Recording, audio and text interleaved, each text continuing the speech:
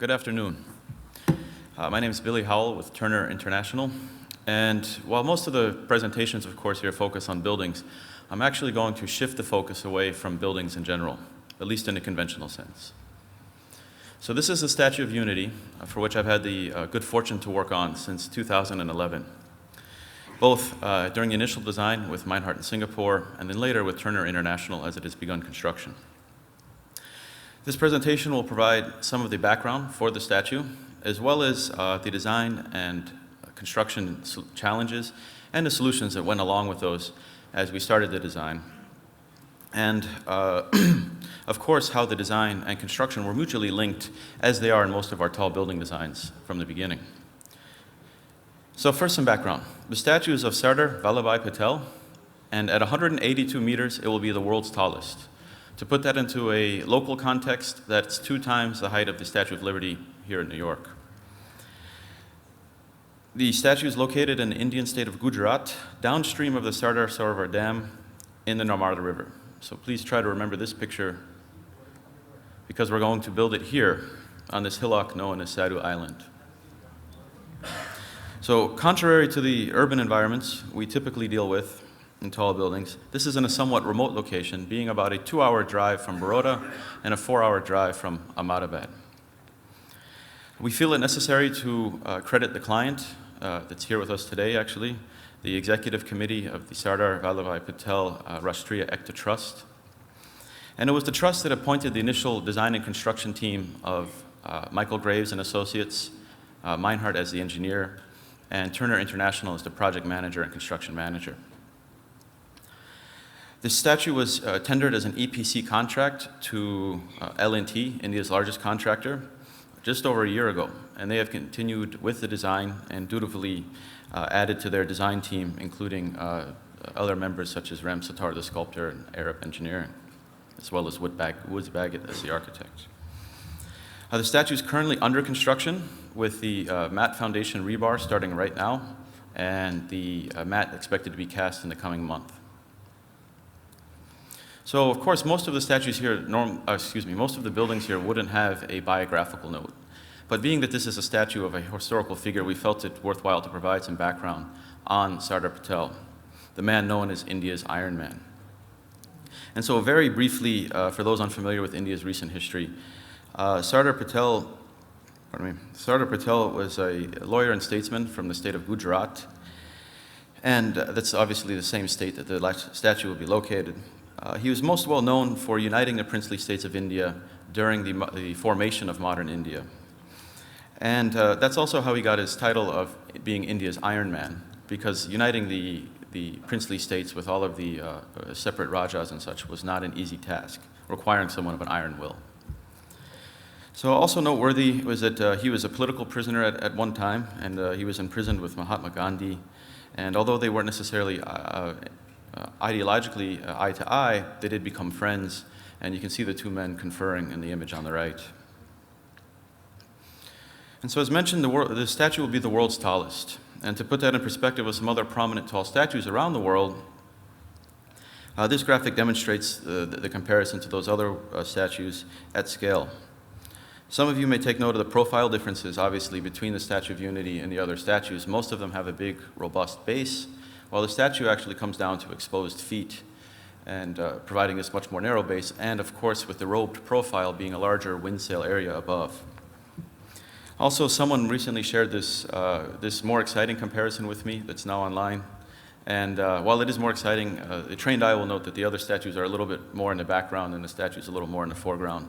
So while we like the graphic a lot, and we do feel we're a notch above the rest, we didn't use it for our scale comparison.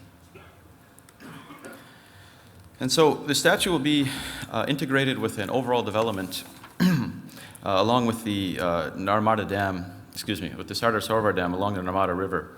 And the cultural development will include a visitor center, a hotel, and a convention center. And there will be a viewing platform at the chest level around 150 meters within the statue. You will access their visitors will access the viewing platform through elevators that run through cores in the legs, and those are entered into at the podium level below the feet. And after seeing the earlier picture, many of you may ask, well, why would you build a giant statue in this sort of remote location? And part of the answer to that question is the statue will be integrated with the Sardar Sarovar Dam, which you can see here on the right. And the dam in itself is already a tourist attraction, particularly during the dam overflow season in August, which you can see in these images on the right. So as part of an integrated, part of a means of connecting the people, and in particular the farmers of India, with this Indian National Monument, there's been a nationwide Loha campaign in which iron tools have been collected from farmers around India with the intent of them being melted and converted into rebar for use in the statue structure. And therefore, the people, and again, the farmers of India will be integrally linked with this statue. So this shows the geographic location of where this is. It's obviously just inland of the west coast of India and north of the general Mumbai area. And this shows that the statue is already gathering good reviews on Google Maps, which is impressive, being that we're still under construction. So here's a close-up where you can see the statue location on the right. Excuse me, you can see the statue pinpoint on the left side and the dam location on the right side being downstream. And obviously, this is in a low water level condition.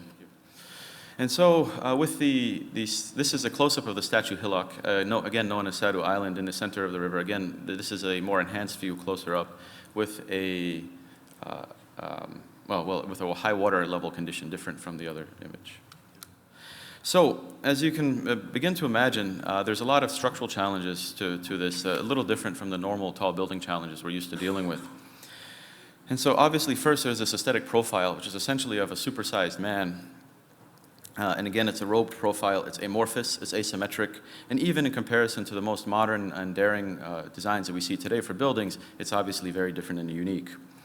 Again, we have the exposed feet and ankles and the separated feet, which provide a very unique challenge to say the least. And again, of course, this profile that initially grows outward as it grows upward, again, providing a structural challenge, particularly for wind loading.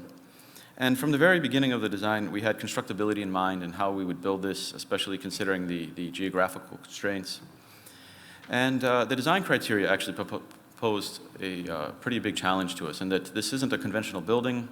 It's obviously an iconic statue, and how to appropriately apply the building code to this gave us some challenges. And of course, there's the typical tall building challenges of basic stability and for gravity, and of course the other forces of nature, and particularly wind and seismic loads. So this slide now revisited with a blue hatch over the upper portions of the statues and these red squares at the bottom are an attempt to delineate the profile differences between the other statues that are out there that are of similar height or of comparable notoriety. And again, obviously, this large wind sail area above versus this small, narrow podium is obviously the biggest challenge versus the others.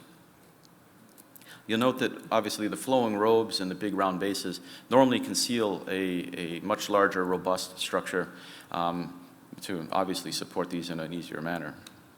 Okay, so like many of you, we came from a building background, the design team, and so we looked to other statues to see where we would start, to see what's been done. And so we took examples from Lady Liberty here in New York, as well as from some of the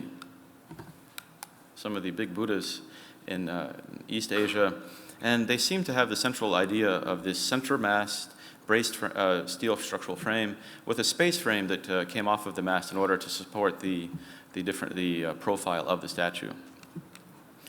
And while we liked the space frame idea, we didn't have the luxury of that big base, that big robust base. So we kept the idea of the space frame, but we quickly converged on the solution of having two concrete cylindrical cores fill the extent of the legs, as particularly at the ankles. And what you may take note of in the center image is the feet were initially aligned, but again, early in the design process, we ended up staggering the feet in coordination with MGA and ourselves. And that did two things. One, for the architect, it provided a more natural stance to the statue, but from the structural side, the broad direction was the weak direction of the statue, and it provided more stability in the broad direction by increasing the stance. Just as if you were being pushed upon by a headwind, you'd be inclined to either step forward or step backward in order to widen your stance and better resist that pressure. And so the structural concept developed with, you can see the staggered cores shown in the center of this graphic. And we also decided to join the cores, of course, below and above in order to make them act compositely, but also to provide additional redundancy for the structure. And we added wing walls at the base in order to radiate the loads out from the cores and to spread them into the foundation mat, much the same way that our feet distribute the loads from our ankles into the floor. And so the structural design evolved following the architectural design, of course, and we started with more rudimentary models you see on the left, and then progressed into more complex and completed models you see on the right, eventually leading to more completed BIM and finite element models that you see here standing in comparison to each other. And so with the design intent underway and the structural design understood, we then focused on the structural sequence. And for the structural sequence, the building sequence, we essentially borrowed from what we typically do in tall buildings for erecting composite structures, where we had erection columns followed by concrete casting of the cores, and what is mostly a very common construction sequence for us. However, the big difference here is that the cores in this case are the only gravity and lateral load resisting system, and of course we had this structural steel space frame that would be hung from the cores. So the erection columns actually for us provided a second use, and that is they provided an integral means of connecting the steel space frame back into the core with the steel-to-steel connection. And so here's some of the early BIM renderings, again with the erection columns leading the core construction, and then the space frame elements, obviously with the space frame diagonals omitted for clarity. So one of the other challenges we had was the design criteria. And again, the statue being a statue and not a conventionally occupied building, and so that maybe takes away some of the importance, but then its iconic nature actually increased the importance quite a bit. And so early on, we focused on the design criteria with the help of the dam engineers, and that's not the dam engineers, it's the Sardar dam engineers, who provided us with some guidance early on in terms of especially a conservative mentality, being that most dams are conservative.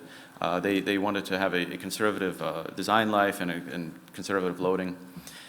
And so, in picking this out, we decided to use a so-called code plus one mentality for our initial design loads.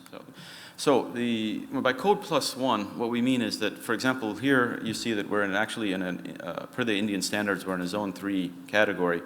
We actually decided to use a zone 4 loading, or zone 4 ground acceleration, so that's one zone more than the code, so that's the code plus one. And we also, at the time, had the advantage of having a site-specific response spectrum for the site. And coincidentally, the peak ground acceleration for the site-specific response spectra and the zone 4 loading were aligned at 2.4 meters per second squared. So that led us to the idea that, well, this code plus one idea was been confirmed by this site-specific response spectra, and maybe we're on the right path. However, of course, we know that this is a tall building that's a tall statue, mostly a hollow structure, so we were very confident, of course, that wind loads would govern. So we kept the same code plus one mentality moving into wind, but for wind we also had the additional challenge of this extended design life. And the Indian standards had a 50-year return period for the wind design, and we were looking at a minimum of 100-year design life on the statue. So that gave us some pause.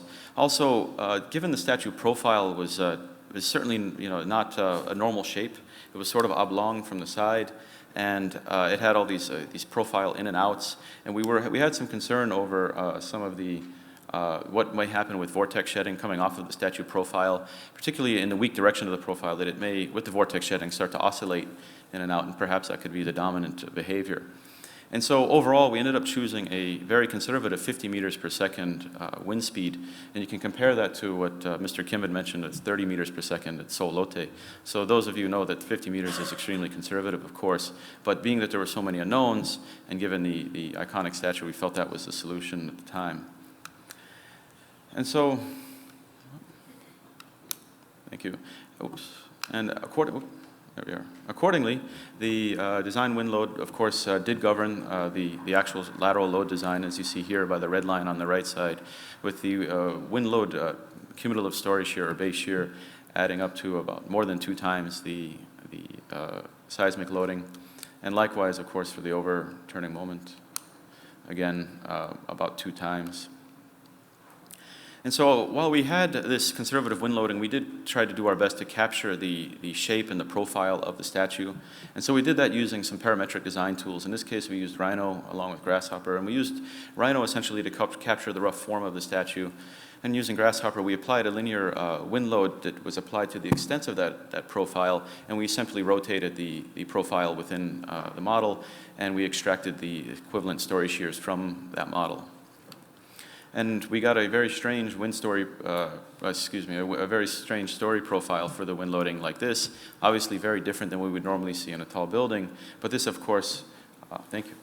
This of course replicates embodies the actual statue profile, with the red line indicating the larger wind loading profile from the front and the blue line indicating it from the side.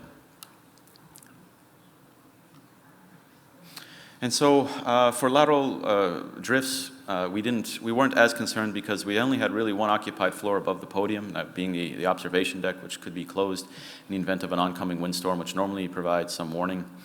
But in order to keep good practice, we did try to maintain the overall drift to between 400 and the height by 400 and the height by 600. And likewise, we wanted to know that the dynamic behavior was similar to a tall building, at least in our experience. And so here you see some of the mode shapes of just with the core and the space frame turned off. And you can see that we had the typical mode shapes you would kind of expect for a normal tall building, with the primary weak axis shape and then a strong axis. And being that this is 182 meters, around somewhere between a 40 and 50 story building, the first mode we were around 3.5 seconds, so that would seem a little low, but you could rationalize that for the low mass of this big, hollow structure essentially.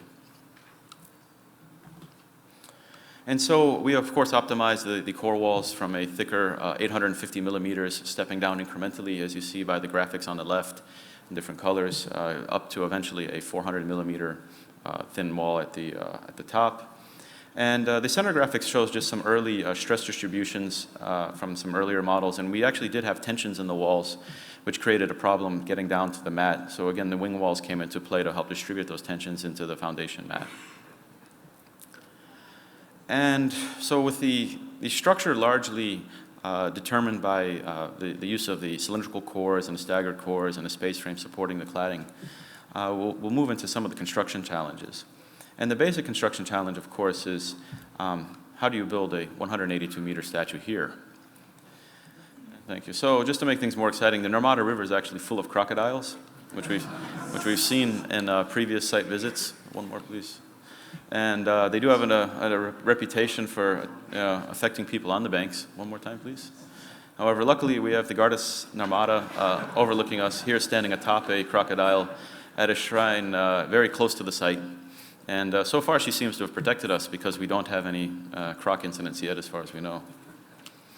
So crocodiles aside, so the obvious challenges for the construction of this are, of course, that there's this development along the banks, but it's in a very remote location, so general materials transport's a challenge, as well as, you can imagine, you have to transport men and materials constantly back and forth to the island.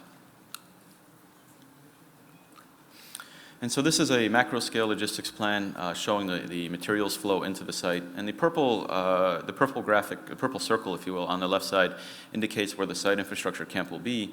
And you'll note that that's pretty far downstream from where the actual island is. That's about a 5-kilometer difference between where the statue infrastructure site is and also from where the construction is. And the reason this is done is, of course, to keep it out of the way of the general site development along the banks. And this is a plan of the site infrastructure camp. There'll be a bronze panel cladding area and pre-assembly, as well as the concrete batching plants are there, as well as as living quarters for the workers, and precast, batching plants and the like. And the intent is that this site infrastructure area allows for materials to be pre-assembled in larger sections than you would normally bring down a highway into a site, being that we're close to the site development. These are the batching plants as they're going up, one batching plant in use and another being assembled. And for those of us that are used to very long durations in planning and design, when we see pictures like this, they do actually get us excited. And so to answer the question, well, how do you build this here? You do that by providing access. And how do you provide access? In this case, we're providing access with a temporary Bailey bridge, as you see in the upper portion of the screen, this dark blue, with the purple indicating the main bridge. And what this did is two things. One is it allowed the statue construction to start earlier, like now, as well as having the main bridge construction start later, thus not impeding the statue construction. And as you might imagine, the statue construction is on the critical path. And so here's a picture of the Bailey Bridge coming into the site, being ramped up into on the left, and continuing to the hillock, which you can't see on the right, but you can see it here. So this is probably one of my favorite images, because you can see the dry sort of river downstream. You see the Bailey Bridge coming in from the right, and you can see the leveled hillock with the preliminary foundation works done in order ready to receive the mat foundation. And around the island, you can actually see some of the bund works and stabilization works, because, as you might imagine, while the statue has a certain size base, the podium that surrounds it is actually much larger, and so actually the low portions of the island had to be stabilized in order to support the podium. And so, here's from the other side, you can see again the Bailey Bridge coming in, and you see the preliminary foundation works. And some stabilization works just from last week around the edges of the island. And again, some more stabilization works and confinement walls. And here's the rebar for the mat foundation starting to stand. So that's quite interesting for us. And again, so this will be a 3-meter thick raft foundation. And with this, the statue is, we see that the statue foundation is happening, and the statue is one step closer to reality. And so in closing, I'd like to leave you with some images of the statue. These are from Michael Graves and Associates, and here this would be from the north banks of the Ramada River, with the visitor center on the right side and the statue on the left side. And here it would be leaving the visitor center, going from the visitor center down the main bridge towards the statue. And I would like to say thank you to you all for your time, and especially thank you to the CTBUH, because this is obviously not a conventional building, but it's a very tall structure, obviously, and we were very honored to be able to present this here, as well as with my colleagues here on stage. Thank you for your time.